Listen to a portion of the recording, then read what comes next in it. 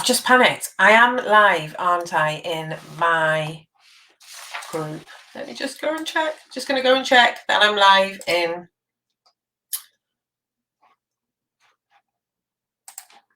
the No BS Business Success Club.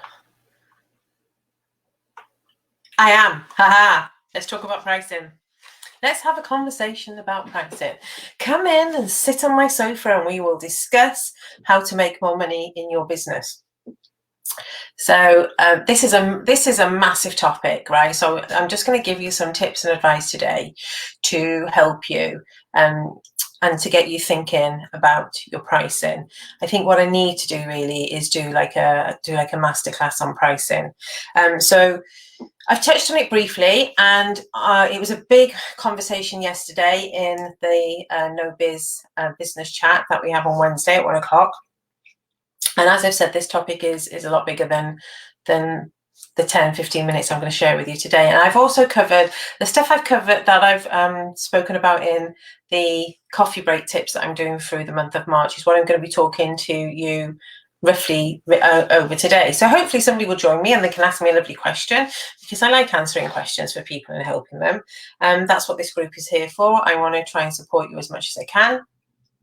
And if you're in this group and I do things like this, then my resources are free. Otherwise, my starting prices start at $149 for a power hour. And I'm fully aware of how big this headache is for businesses, and it's a massive roadblock, pricing. And I just want to let you know that you're actually not alone.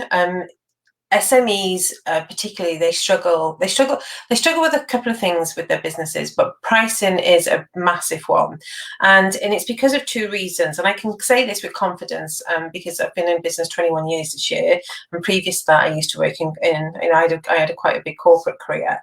But the two things I want to talk to you about today. I'm just going to get my ruler because I am using notes.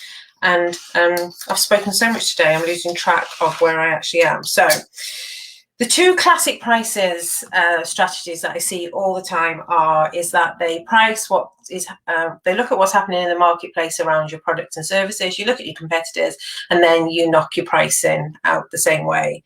And the second one is that you price per hour. So I want to tell you why these two pricing strategies are toxic for your business. So the first one is that how do you know that the marketplace and your competitors have got the pricing right to begin with? And you're based, to me, that's handing control over to somebody else in your business. Don't get me wrong, we have to do our research. We have to kind of understand what's happening. And, there's what I call what is happening in the marketplace, I call a benchmark figure. It doesn't mean that you have to implement that and run that straight into your business. And if I could go and do some research for you and speak to your competitors, and I said to them, how did you price your business? They'd be like, well, I just looked at the marketplace and I copied that. Can you start to see what is wrong with that? But the big one is pricing per hour, especially on service. So this is predominantly for service industries, isn't it? And this comes from we've been educated to think this way, and it comes from your JOB. So if you've had a job before you've worked, we're paid per hour or we're paid a salary, and that we're just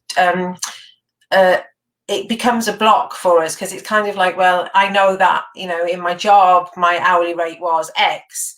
Well, you're not in a job anymore. And one of the worst things you can start to communicate to your clients is that your prices are per hour, because what will happen is, especially as most of you will avoid your ideal client work, what will happen is that clients will very quickly point out to you that, well, that only took you 5 minutes, and I'm paying you for an hour. And they're not paying you for an hour, they're paying you for your expertise and your knowledge. If my car breaks down and I have to take it to the garage, and my car has broken down this week, the battery's gone on it, and I was very lucky, actually. I didn't have to take it to the garage. Somebody mended it for me. But if it had to go to the garage, I'm paying for the person's expertise to mend that. I don't so when he hits me with the bill, I don't kind of I don't work out in my head, oh, my car's been in the garage for 4 hours and they're charging me £400. That's £100. No, I'm paying for the fact that I can't fix this myself and I need him to do it. So again, if you haven't done your ideal client work, they'll be very quick to point out your pricing. It doesn't matter if something breaks and it takes somebody 5 minutes to mend it, or it takes them 5 hours to mend it. I'm paying them for their expertise, because they will know the problem. They'll be able to go, right, I know what the problem is. This is what it is. So like when you have a power hour with me, I know what the problem is, because I see it straight away. I can see it in your social media, and I know before I've spoken to you, I can know what the problem is. It's like, well, I can tell you straight away, this is the problem. That's why you're paying me the £149. Because I got a testimonial today, it's just like, Shemaine is blunt, but she gets you to the place that you need to be. It's like, crack on. So the two strategies that are tripping you up are pay per hour and what the marketplace is charging. Now, don't get me wrong. If you've got a product based business, or you are in a chain where somebody is supplying it to you and then you're buying it off them, sort of like a wholesale price, they will be driving the prices. So you are limited around what you can charge for that, because there is a retail price expectation. However, there is nothing stopping you from adding something on the top of that. So for some reason, the lovely Alison Worrell in the group has popped into my head. So the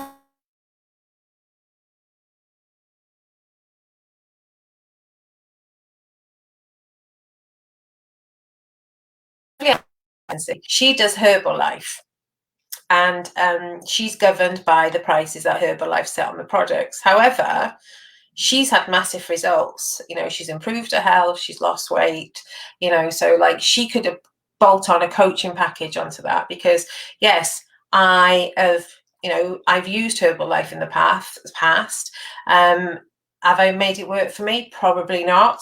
What is missing from all of that is probably the Alison connection.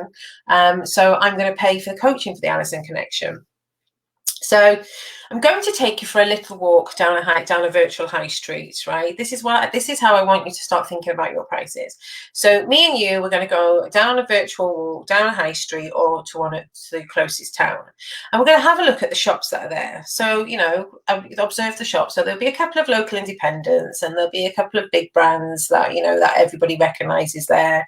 If I said Next, Marks and Spencer's, John Lewis, Peacocks, or I don't know what's quite happening with Peacocks, maybe I shouldn't say them. And then there'll be the Poundlands, there'll be the B&Ms, there'll be the cheap shops.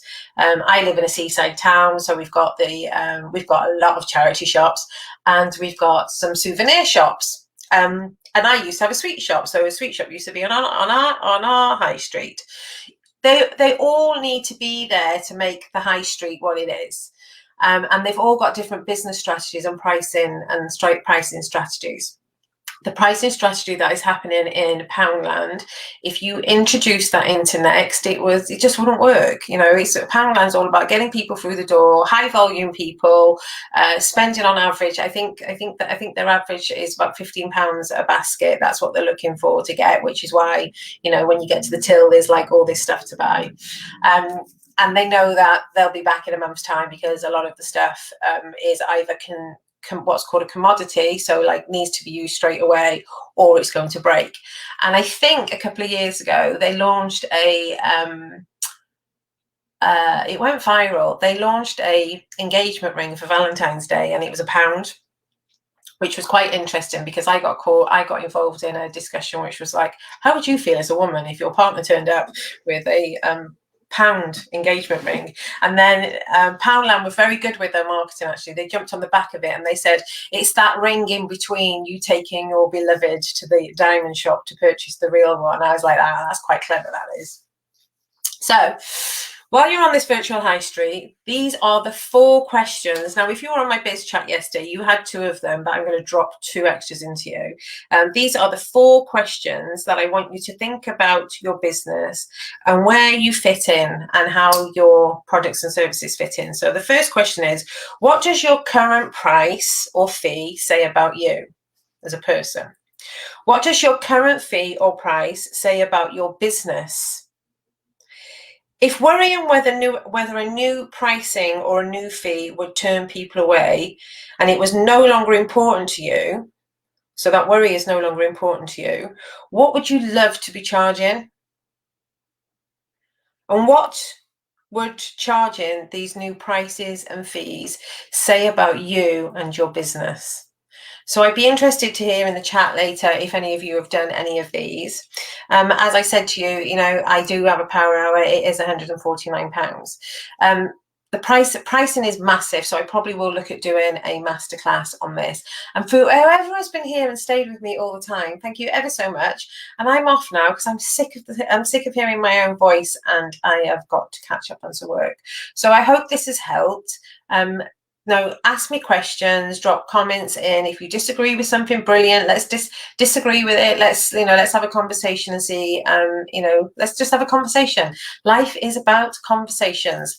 Have a lovely afternoon. The sun is shining and it's Thursday. Take care.